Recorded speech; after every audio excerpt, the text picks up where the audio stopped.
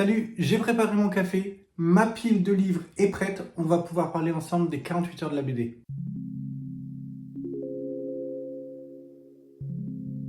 Depuis 2013, les 5 et 6 avril, en France et en Belgique, est organisée la manifestation Les 48 heures de la BD. Lors de cette manifestation, on peut profiter des nombreuses animations, des ateliers, des rencontres, des débats avec les auteurs et les autrices. On peut également participer à cette manifestation sur Internet. Des live streams sont organisés avec des battles de dessin, des rencontres, et des discussions avec des auteurs et des autrices du milieu de la bande dessinée. Dans les nombreuses librairies participant à cette manifestation, on peut se procurer pour seulement 3 € les premiers tomes de manga, bande dessinée, comics, ce qui nous permet en tant que lecteur de découvrir de nouveaux auteurs. Ces achats permettent également de contribuer au don de 500 000 bandes dessinées pour les écoles, les collèges et les centres d'accueil de toute la France et de la Belgique. Autant dire que participer à une bonne action tout en découvrant de nouvelles lectures, j'étais partant. Comme je vous ai montré, j'ai ma pile à lire.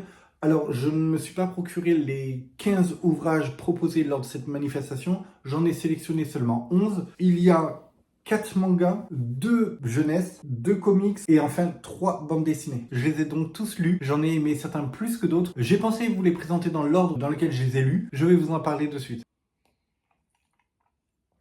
J'ai commencé avec celui-là, Sasaki et Miyano de Shu Aruzono aux éditions Akata. Ce manga, c'est un boys love. C'est le premier boys love que je lis. J'ai pas lu beaucoup de mangas. Ça va donc être beaucoup mes premières fois. Dans ce manga, on va suivre 2 personnages. Miyano, c'est un jeune lycéen assez complexé par ses traits efféminés. Il est aussi fan de boys love. Il va rencontrer Sasaki. Donc, il va faire sa connaissance alors que Sasaki intervient dans une bagarre pour protéger quelqu'un. Ils vont commencer petit à petit à se rapprocher et Miyano va faire part de son amour pour les mangas, pour les boys love à Sasaki. Ils vont au fur et à mesure se questionner quant à l'attirance de l'un envers l'autre. J'ai trouvé que c'était une très belle lecture. Ce genre de manga, bon, je savais que ça existait, j'en avais jamais lu comme je vous ai dit. Franchement, pour une première, j'ai trouvé que c'était très doux. J'aime bien le côté un peu sous-entendu dans le rapprochement des 2 personnages. C'est pas quelque chose de direct, de franc. Donc je trouve que c'est assez cool. Les dessins sont assez beaux. Alors ça reste assez simple, entre guillemets. J'ai trouvé quand même qu'il y avait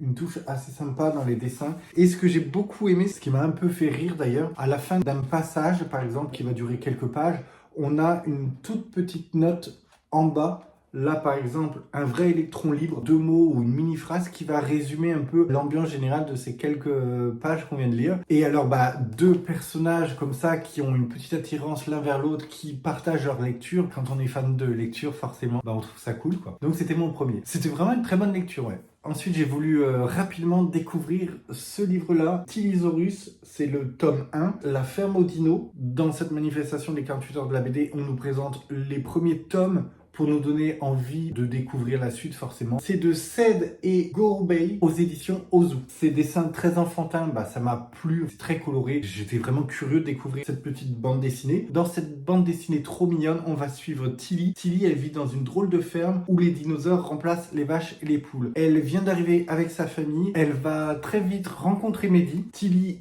et Mehdi juste à côté. Ces 2 jeunes vont se rencontrer. Mehdi est venu se présenter comme quand quelqu'un arrive dans son village en fait, il vient se présenter tout simplement. Ils vont très vite devenir amis. Tilly va faire découvrir sa ferme, différente cette ferme vu qu'elle héberge que des dinos. La famille Tilly va se heurter à un problème comme à chaque fois où ils essayent d'emménager quelque part. Quand on arrive avec tout un tas de dinosaures, il arrive qu'il se passe de petits problèmes, donc à chaque fois ils doivent déménager, trouver un nouvel endroit où s'installer. Tout semble bien se profiler jusqu'au moment où bien sûr il va y avoir un élément perturbateur. Un jeune qui a à peu près leur âge va essayer de s'immiscer dans cette ferme, de voir ce qu'elle cache vraiment, va essayer de tout faire pour que cette ferme ne puisse pas rester ouverte. À travers les pages, on va suivre les péripéties de ces jeunes enfants pour protéger la ferme et pour éviter que Tilly déménage et qu'ils se séparent. J'ai trouvé que c'était une bande dessinée très très belle. On a vraiment de belles couleurs. Les dessins sont super beaux. Dans l'histoire, on a plusieurs petites histoires. Par exemple, ici, le chapitre Bourg-les-Pins. Il va durer quelques pages, 4 ou 5 pages, pas plus à chaque fois, qui va traiter vraiment d'une problématique particulière. On va avoir par exemple le marché, Donc là, la problématique se passe au marché. Je trouvais que c'était très beau cette histoire d'amitié avec des jeunes enfants qui apprennent à se connaître. Donc j'ai trouvé que c'était une très très bonne lecture. Je suis impatient de me procurer le tome 2. Il est déjà sorti, il s'appelle Dino en cavale. Comme ça, j'en ferai la lecture et une fois que j'aurai terminé la lecture du deuxième tome, je les enverrai à un jeune lecteur en herbe. Il est peut-être trop jeune pour les lire, mais je pense que ses parents feront la lecture avec plaisir. Comme ça, ils me diront si il a aimé ou pas. Ça parle de dinosaures, c'est très mignon, donc je suis quasiment sûr qu'il va adorer.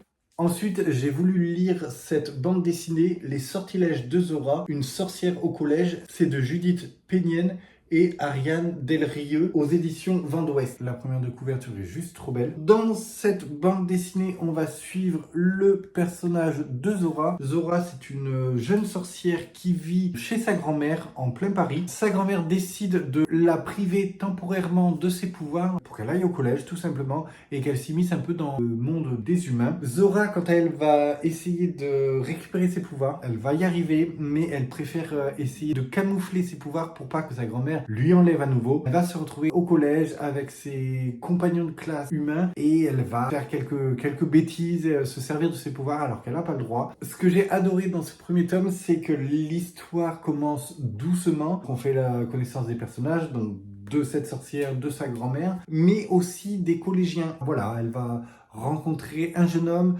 et on sent aussi qu'une demoiselle, une jeune fille va commencer à s'intéresser un peu à elle. Parce qu'au début, quand elle est arrivée dans le collège, tout le monde se moquait d'elle. Elle n'était pas habillée comme les autres. Les gens sentaient qu'il y avait quelque chose de différent chez elle. Ce que j'ai apprécié dans cette bande dessinée, ce sont les illustrations qui sont très très belles. On est sur une belle bande dessinée. Ça se met en place doucement, comme pourrait le faire un roman. Petit à petit, elle se sent un peu mieux dans le monde entouré d'humains. Elle commence à faire des rencontres, elle lie des amitiés. Et tout simplement, on a envie de savoir vers quoi ça nous emmène. Un autre point positif dans cette bande dessinée, c'est à la fin, vous avez le grimoire de Zora.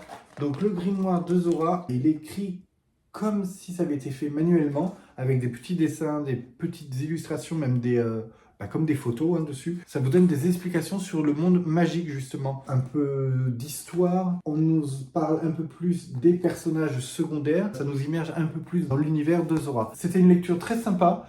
Et oui, pourquoi pas lire la suite. Les 4 premiers tomes de la bande dessinée sont déjà sortis. Ça donne envie de les découvrir. Mais ce que j'aime bien aussi, c'est qu'on peut retrouver Les sortilèges de Zora en roman grand format aux éditions Rajo. Je me demande d'ailleurs si ça me tente peut-être pas plus que la bande dessinée. Je sais pas, je vous tiendrai au courant. Toujours est-il que j'ai trouvé l'univers assez sympa.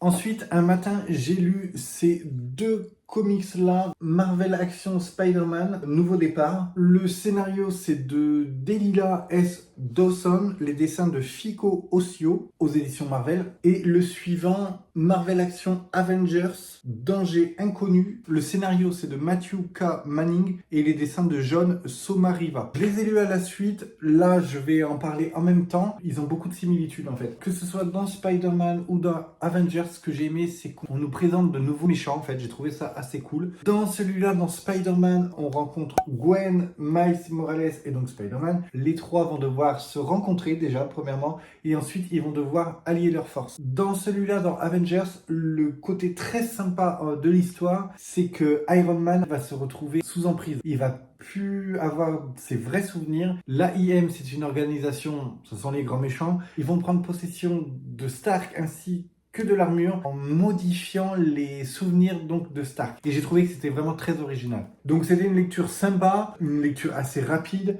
Forcément, on a envie de connaître la suite. Par contre, je pense pas que je me lancerai dans les comics parce que je sais que c'est à chaque fois, soit il y a beaucoup de suites ou alors il faut avoir, moi j'aime bien avoir toute l'histoire, donc il faut revenir en arrière ou aller un peu plus loin dans l'histoire et je pense que ça me prendrait beaucoup trop de temps. Mais en tout cas, j'ai adoré découvrir ces 2 petites histoires. Ensuite, j'ai lu une autre bande dessinée jeunesse, Sous les arbres, de Dave aux éditions de La Gouttière. Donc dans cette bande dessinée, on va suivre le personnage de Monsieur Grumpf. Monsieur Grumpf, comme son nom l'indique, c'est un personnage un peu grognon, un peu grincheux. Il va croiser la route de plusieurs autres personnages, alors des petites souris, des écureuils. Il va leur rendre service au fur et à mesure. Pour ce faire, il va devoir décaler le moment où lui-même va s'occuper de sa tâche ménagère avant l'entrée dans l'hiver. Monsieur Grumpf va ronchonner, va traîner des pieds pour aider les autres, mais finalement il le fait. Et ce que je trouve trop mignon dans cette bande dessinée, c'est qu'on se rend compte que les autres vont à leur tour lui rendre service. J'ai trouvé que c'était une belle morale pour une bande dessinée pour les plus jeunes. Dans cette bande dessinée, on a de très belles planches avec forcément ici les couleurs automnales. Dans la même série, on a déjà les autres tomes qui sont sortis, un tome par saison, du coup, printemps, été, automne et hiver. On a pu découvrir Monsieur Grumpf en automne. Est-ce qu'il sera moins grognon à d'autres saisons? On ne sait pas. Il faudra lire pour le savoir. J'ai trouvé que c'était une très bonne lecture. C'était mignon à découvrir. Enfin, c'est tout doux, c'est trop mignon. Avec ces couleurs chaudes, ces couleurs douces de l'automne. Ce que j'ai également aimé dans cette bande dessinée jeunesse, c'est qu'à la fin de la lecture, vous avez donc là, on nous présente les autres tomes. Et juste après, vous avez un carnet un peu de jeu, cette double page cherche et trouve, donc il faut trouver des objets, le jeu des 7 erreurs, des dessins à compléter, on a des petits jeux. J'ai trouvé que c'était très sympa pour terminer ce livre jeunesse. Une chose qui m'a également interpellé et qui m'a plu, j'ai trouvé ça très mignon. Au début de la bande dessinée, vous avez donc Dave qui laisse un petit mot comme souvent. La première chose qu'il dit, et je trouve ça trop mignon, c'est « Merci aux artistes Disney pour leur inspiration de tous les jours ». Je trouve que c'est cool de préciser que tout le monde est inspiré, influencé par Disney, parce que Disney, je pense que ça prend une grande place dans tout ce qui est dessin, tout ce qui est conte, tout ce qui est lecture. J'ai trouvé ce petit mot assez cool. Ensuite, j'ai lu ce manga, donc c'est Tokyo Revengers de Ken Wakyu aux éditions Glénat. Dans ce manga, on suit ce personnage, Takemichi, il a 26 ans, on nous explique en fait il vivote de petit boulot en petit boulot ingrat. Lorsqu'il apprend la mort de son ancienne et unique petite amie, il comprend combien il a raté sa vie. C'est alors qu'un accident le ramène inexplicablement 12 ans en arrière lorsqu'il était au collège et se donnait des airs de mauvais garçon. Et si c'était pour lui l'occasion de sauver Hinata. Donc Hinata, sa première et seule petite amie. Alors, ce manga, je l'ai bien aimé malgré un début très difficile. J'ai eu du mal un peu à me plonger dedans. Déjà, le retour en arrière se fait rapidement, ça c'est très bien. Mais par contre, après, on a un moment assez long sur le côté bad boy, quand il se retrouve donc 12 ans en arrière, le côté bad boy, tout ça. J'ai eu un peu de mal. J'avais peur que ça reste beaucoup sur cet aspect-là de l'histoire. Tout ce qui est bon dans le temps, à la base, c'est pas trop ce que j'aime. Mais là, j'ai trouvé que c'était bien. C'était bien amené. Le personnage principal se questionne assez rapidement. Souvent, on voit même qu'il est tenté de choisir la facilité. Mais très vite, il se reprend en main en se disant « Je vais profiter de cette chance-là, en fait. Il faut vraiment que j'arrive à changer ce destin. » Et j'ai trouvé que c'était une idée assez sympa. C'est pas la première fois que cette idée est traitée, mais là, j'ai trouvé qu'elle était bien amenée. Le revoir aussi 12 ans en avant, où même lui, il s'étonne, en fait. Il s'imaginait qu'il était stylé, qu'il était cool, tout ça. Et en fait, au début, il a un petit décalage. Et j'ai trouvé ça assez cool, assez marrant. Je sais pas si je le continuerai, mais clairement, si j'avais pas beaucoup de lecture en cours ou si j'avais pas d'autres choses à mettre sous la main, je pense que ça pourrait être une lecture sympa à continuer. Il faudrait déjà que je regarde s'il y a beaucoup de numéros. Ça mérite d'être connu. Voilà, l'intérieur, quelques pages du manga. Les dessins sont bien, ils sont beaux. Le style n'est pas incroyable, mais ils sont pas mal. Ce que j'aimais bien dans les mangas, en fait, je me suis rendu compte, c'est qu'il y a toujours plein de petits détails à voir. Alors, pas forcément dans celui-là, mais dans un autre que j'ai lu, je vous montrerai, il y a souvent des petits détails à découvrir dans les cases et je trouve ça cool, quoi. Après, j'ai fait la lecture de cette bande dessinée Goblins, donc le tome 1, Bête et méchant, de Rouleau et Martinage aux éditions Soleil. Je dois avouer que celle-ci me tentait pas particulièrement. J'avais peur que ce soit un peu trop comique. Je sais pas si c'est lié à la première de couverture, le fait qu'on imagine que ça va être quelque chose de très très drôle. Et pourtant, j'ai aimé plusieurs choses. Alors, juste le petit résumé. Cible d'entraînement pour les soldats du roi, jouer des enfants trolls et cure-dents pour les dragons, les gobelins devront déployer des stratégies toujours plus subtiles pour survivre au funeste destin qui les attend. C'est pas gagné. Et au final, j'ai aimé cette lecture. C'était une bande dessinée très sympa. Alors déjà, les dessins sont très très beaux. On suit les gobelins qui essayent de survivre dans ce monde de héros, de chevaliers. Ils essayent d'avoir une place un peu plus sympa que la leur. À chaque page, on va avoir un petit gag en fait. Et bah, ces gobelins, on se rend compte qu'ils ont vraiment pas la vie facile. Ils essayent de s'en sortir, de trouver des stratagèmes pour avoir une place sociale un peu plus sympa. Le fait qu'on ait une page, une blague, ça me faisait penser à ce que je lisais quand j'étais enfant. À la fin des gros Picsou ou quoi, on avait des pages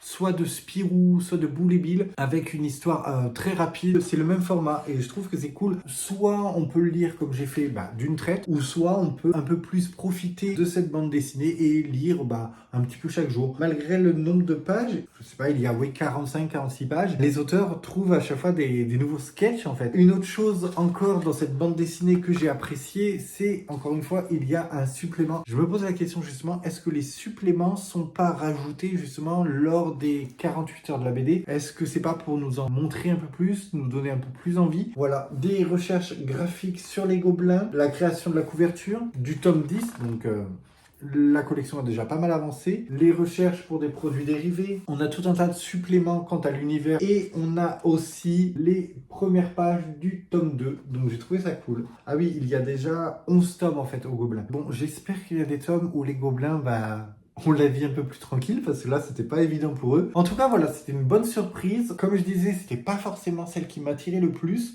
et au final j'ai trouvé très très sympa.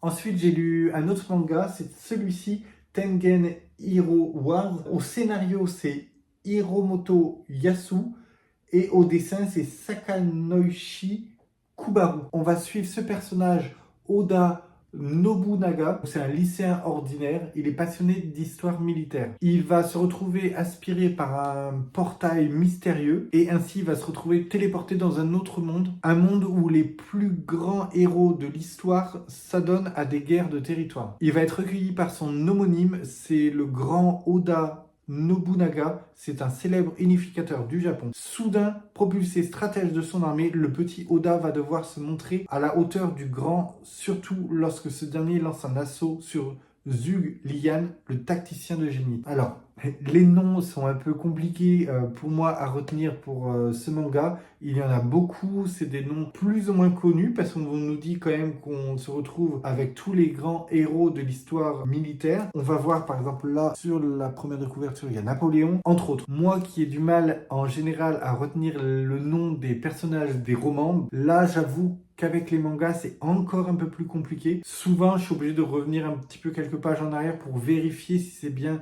ce personnage dont on parle. C'est juste le côté un peu plus compliqué pour les mangas. Alors, celui-là, comme la bande dessinée juste avant Goblins, ne me donnait pas du tout envie, pour le coup. Et je dois vous dire que c'est, je pense, ma meilleure lecture. Ouais, je pense que c'est ma meilleure lecture de tout ce que j'ai lu pour les 48 heures de la BD. L'histoire est très originale, je la trouve vraiment super bien. Les dessins sont incroyables. Il y a vraiment énormément de choses à voir, c'est très très détaillé. Je vais vous chercher. Par exemple, on a des dessins comme celui-là, je trouve vraiment incroyable. L'histoire est super, je la trouve originale. Les dessins sont très très beaux. Le thème des guerres de l'armée, c'était pas forcément ce qui me plaisait le plus. Mais je dois avouer que là, avec le côté fantastique, je trouve que c'est génial. Et puis ce héros, il est passionné de lecture. Alors certes, de lecture d'histoire militaire, mais c'est de la lecture. Dans un manga qui va traiter de la thématique militaire, des guerres et des conflits, je trouve ça sympa d'avoir un héros justement qui n'est pas... il est pas fort physiquement, il n'est pas doué au maniement des armes, mais par contre, il a son intelligence et surtout sa mémoire. Il va se servir de tout ce qu'il a appris, de tout ce qu'il a lu sur les conflits militaires pour justement trouver sa place et de se rendre utile dans ce monde dans lequel il a été propulsé. Et je trouve que c'est vraiment très intelligent pour le coup d'avoir un personnage avec une force différente. Ce qui me plaît aussi dans cette histoire, c'est que lorsque le personnage principal, donc Oda Nobunaga, se fait aspirer par ce portail très étrange, très mystérieux, en fait, sa sœur se fait aspirer elle aussi. L'un essaye de se rattraper à l'autre et en fait, finalement, les deux se font aspirer. Et donc, le personnage principal va essayer aussi de retrouver sa sœur parce que dès qu'ils arrivent dans ce nouveau monde, elle va se faire capturer. Lui, n'ayant pas forcément de force physique, va être impuissant. Du coup, ça va lui donner une force supplémentaire pour essayer de retrouver sa sœur, de la sauver et je pense de retourner dans leur monde. Ça, on n'en parle pas du tout. C'est que le tome 1. D'ailleurs, le tome 1, c'est Oda Nobunaga vs Zuge Lian. Je ne sais pas combien il y a de tomes en tout dans ce manga, j'aimerais bien regarder parce que j'avoue que ça me tente vraiment. Je pense que dans chaque tome, quasiment, il va affronter un stratège militaire différent pour petit à petit voyager dans ce nouveau monde et potentiellement retrouver sa sœur et on l'espère retourner chez eux. Donc ouais, franchement, je pense que je vais continuer la lecture de ce manga. Hier soir, j'ai lu cette bande dessinée Calamity Jane d'Adeline Avril. Donc c'est le tome 1, La fièvre, aux éditions Delcourt. Je l'ai gardé pour une de mes dernières lectures. Elle m'inspirait pas forcément, même si je la trouve très très belle. Le fond blanc avec ces couleurs-là est très très beau. J'avais ouvert rapidement et voilà, j'avais vu de très belles illustrations, de très belles couleurs. J'étais partagé entre l'histoire qui m'inspirait pas du tout et la beauté des dessins. Du coup, je l'ai lu hier soir et je l'ai trouvé sympa. Donc, dans cette bande dessinée, on suit Jane. Elle a 11 ans. Sa famille et elle ont traversé l'Amérique en charrette. Sa mère est morte pendant le voyage et c'est l'aîné de 5 frères et sœurs. Pour le moment, ils habitent un ranch au milieu de la nature sauvage. Son père s'est absenté pour quelques jours. Les enfants et elle se débrouillent, mais la petite Sarah, donc une de ses sœurs, a de la fièvre. Une indienne rôde autour du ranch. Il faut qu'elle agisse à sa manière. C'est écrit parce qu'elle aime bien faire ce qu'elle veut. C'est la jeunesse du coup du personnage connu de Calamity Jane. Donc dans ce premier tome, on voit du coup Jane et ses frères et sœurs. Donc comme ça a été dit plus tôt, elle a une petite sœur qui est malade. Le père est absent, donc elle se pose des questions. Qu'est-ce qu'elle doit faire pour venir en aide à sa sœur? Ils ont une tisane à lui faire boire, mais ils se rendent bien compte que c'est plus suffisant.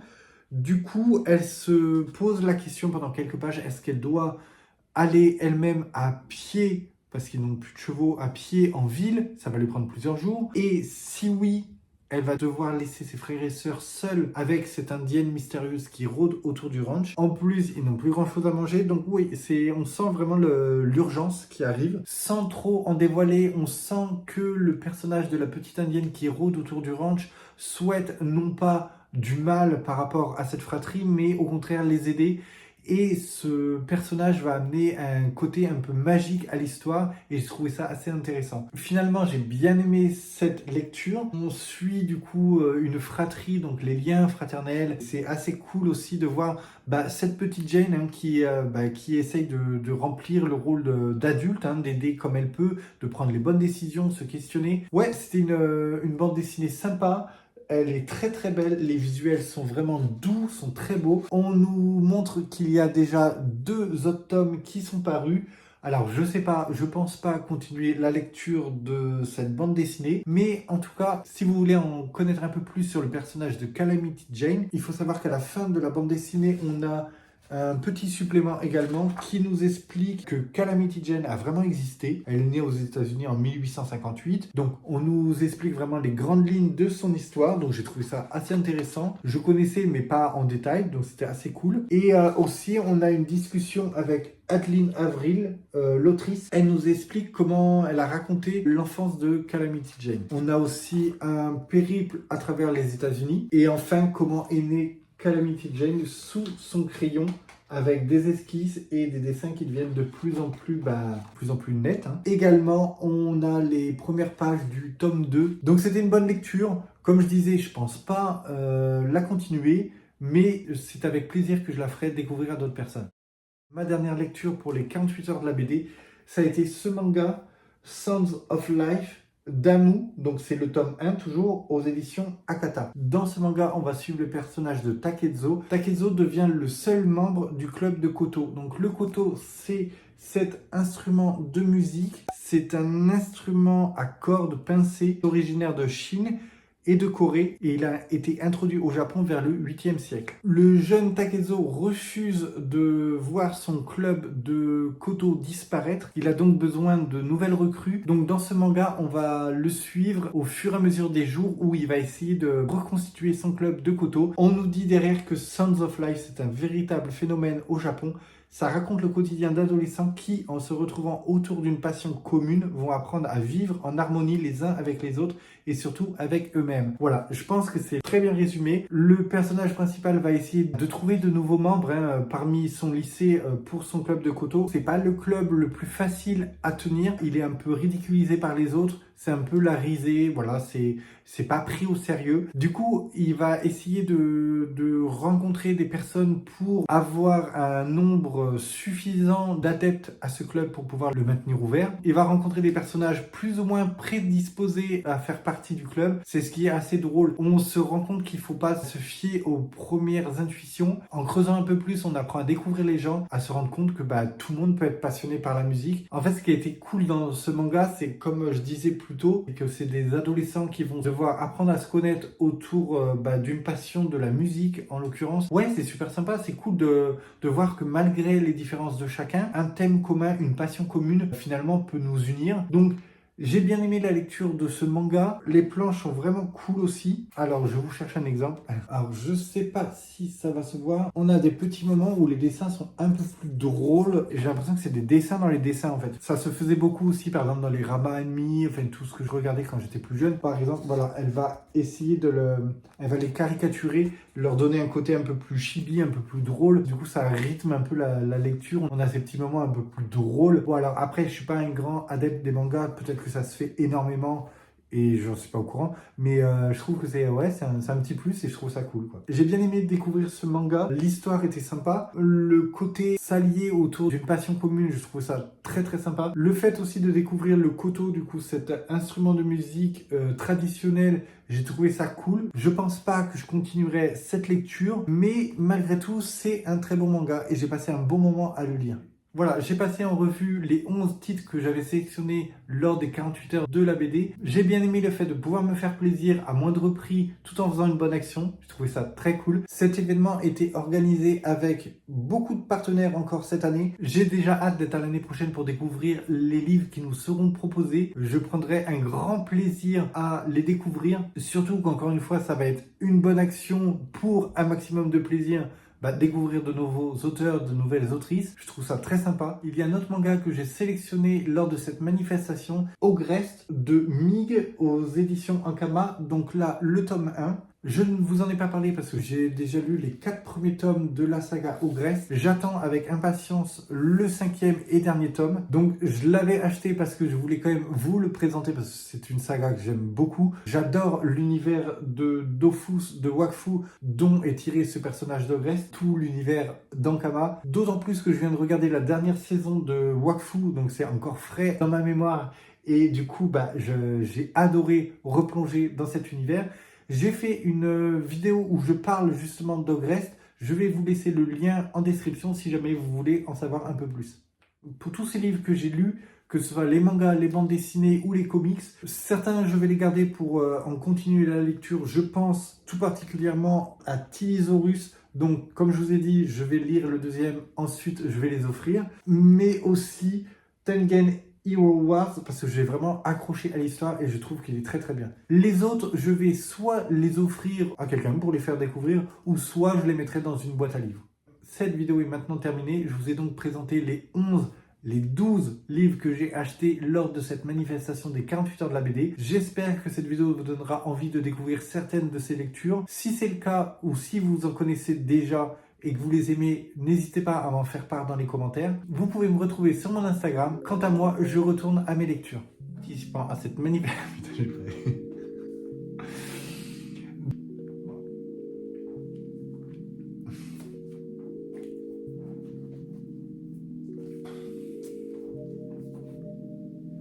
Aux éditions de la Goutte. Aux éditions. Je sais même pas ce que c'est comme bête. Et une autre chose de Ken Wakyu. Ah j'ai pas montré du tout l'intérieur. Je sais pas. Ah non, ça n'a rien à voir. Un peu comme les...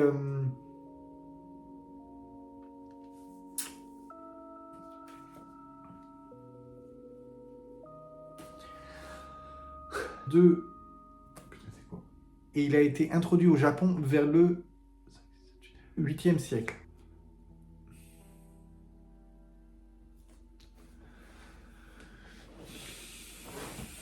j'ai